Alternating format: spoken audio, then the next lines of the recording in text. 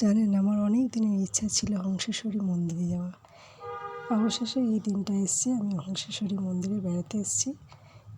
কিন্তু ছবিটা আমি ভালো করে তুলতে পারিনি। ছবিটা ক্রমশ ঘুরেই যাচ্ছে। কেন ঘুরছে আমি জানি না, আমি বুঝতেও পারিনি কেন ঘুরছে। ছবিটা অটোমেটিক্যালি রাউন্ডে ঘুরে যাচ্ছে। মন্দিরটা কিন্তু অপূর্ব সুন্দর, অপূর্ব সুন্দর। এই মন্দিরের যেন তুলনা হয় না। মন্দিরটা দেখার ইচ্ছে হয়েছিল খুবই, গেছিলাম, কিন্তু মন্দিরে বসে যে শান্তি করে মন্দিরটা দেখবো সেটা হয়নি। মায়ের যখন পুজো দিতে গেলাম, খালি পায়ে যাচ্ছি, পাটা মনে হচ্ছে যেন পুড়ে যাচ্ছে আগুনে। দৌড়ে গিয়ে দেখছেন সবুজ কার্পেটটা পাতা, ওর উপরে গিয়ে মানে প্রাণ ফিরে পাই। দৌড়ে গিয়ে সামনে দাঁড়িয়ে মার ছবিটা তুললাম, পুজো দিলাম, ছবি তুললাম, কিন্তু সেই ছবিটাও ডিলিট হয়ে গেল। কী করে হয়ে গেল আমি নিজেও জানি না। আপনাদেরকে এই ছবিটাও আমি দেখাতে পারবো না, মায়ের ছবিটা। মায়ের বোধহয় আমার উপরে রাগ হয়েছে, যার জন্য ছবিটা আমার কাছে আর নেই। একটা ছবিও নেই মায়ের, শুধু থাকার মধ্যে এই মন্দিরটুকুনি আছে আমার কাছে। আর পাশে যে একটি মন্দির দিল, ওটা একটা শিব মন্দির। সেইখানে সবারই যাওয়া নিষিদ্ধ, সব জায়গায় ব্যারিকেড করা, শুধু মন্দিরটায় যেতে পারবেন, গিয়ে পুজো দিতে পারবেন, আর কোথাও ঘুরে দেখার মতো জায়গাও নেই। এখান থেকে চলে এসেছি আমরা ব্যান্ডেলে। হংসেশ্বরী মন্দির থেকে বেরিয়ে অটো বুক করে চলে এসেছি ব্যান্ডেলে ঢুকছি এই ভিতরে গার্ডেনটা ঘুরে দেখার জন্য।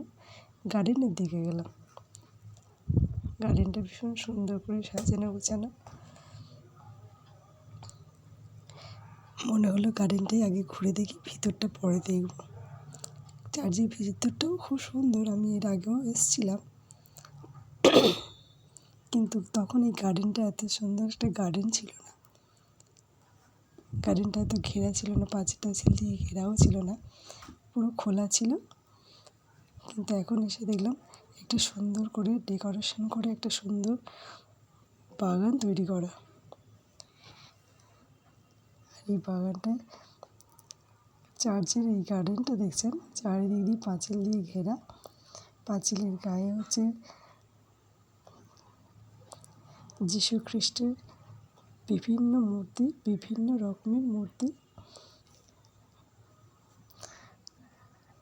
আর তার পাশ দিয়ে হচ্ছে ইটের রাস্তা আছে। বাগানটা শীত গ্রীষ্ম বর্ষা কোনো সময় ঘুরে দেখতে অসুবিধা হবে না।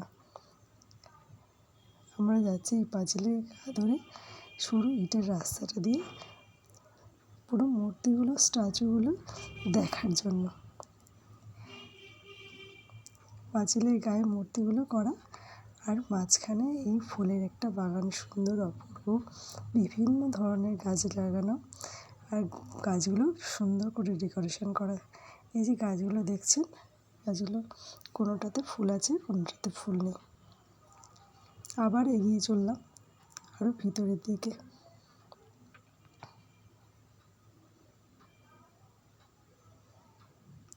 দেখুন একটা পদ্ম গাছ, একটা করে গাছ, আর মাঝখানে একটা জায়গা আছে, সেখানে হচ্ছে জিসাসের স্ট্যাচু।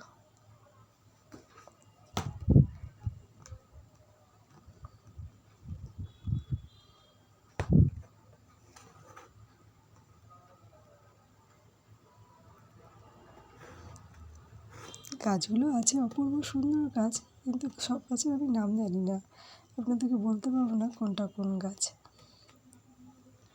প্রচণ্ড রোদ, এমনি মানে রোদে ঠিকমতো দেখাও যাচ্ছে না।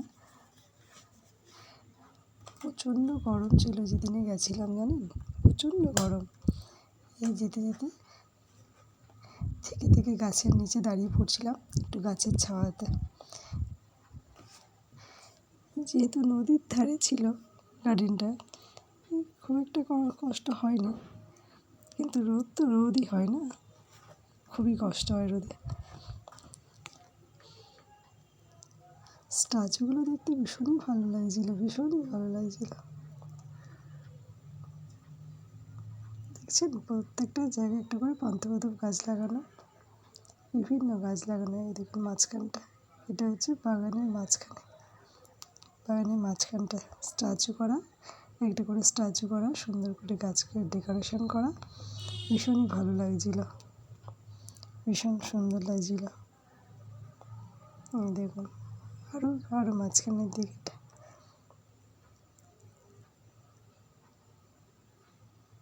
দেখুন আস্তে আস্তে আমরা মাঝখানের দিকে যাব। চলুন আপনাদেরকে আরেকটু ঘুরেও দেখিয়ে দিই, যদিও খুব ভালো করে বোঝা যাচ্ছে না, রোদের মধ্যে বুঝতে পারছিলাম না, সুন্দর করে দেখাতে পারবো কি পারবো না বুঝতে পারিনি।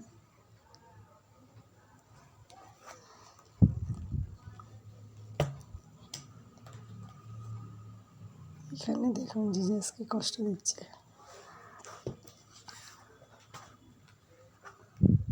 দেখুন গাছপালাগুলো কি সুন্দর।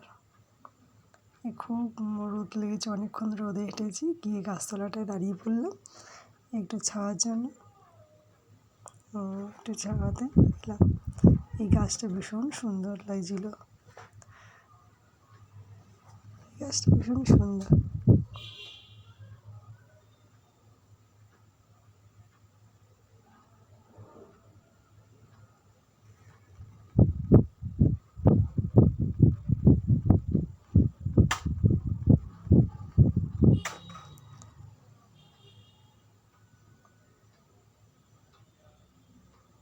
এই দেখুন এটা হচ্ছে ব্যান্ডেল চার্চের গেটটা, গেটের ভিতরটা ঢোকাতে যাবে না, এখানটা তালা দেওয়া ছিল, এখানটা দাঁড়িয়ে দাঁড়িয়ে সামনেটুকুনে দেখছিলাম।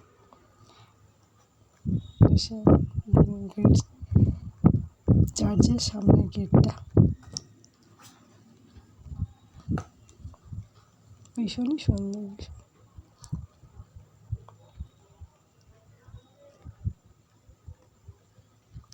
পাশের বাঁদিকে যেটা দেখা যাচ্ছে ওগুলো বেরিয়ে, এটা হচ্ছে ফ্রন্ট গেট, সামনে মেন রাস্তা।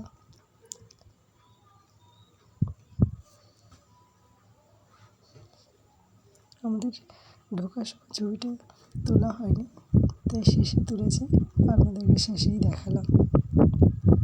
বেরোনোর সময় এই ছবিটা শ্যুট করেছিলাম।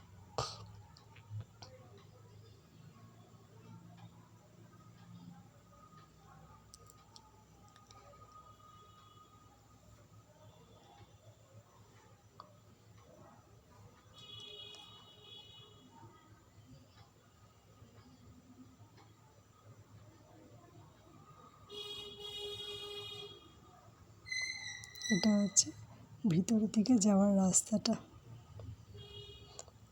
আমার চ্যানেলে নতুন বন্ধু হয়ে থাকলে চ্যানেলটা সাবস্ক্রাইব করে দেবেন, একটা লাইক করে দেবেন, শেয়ার করে দেবেন, আপনাদের কাছে অনুরোধ রইল।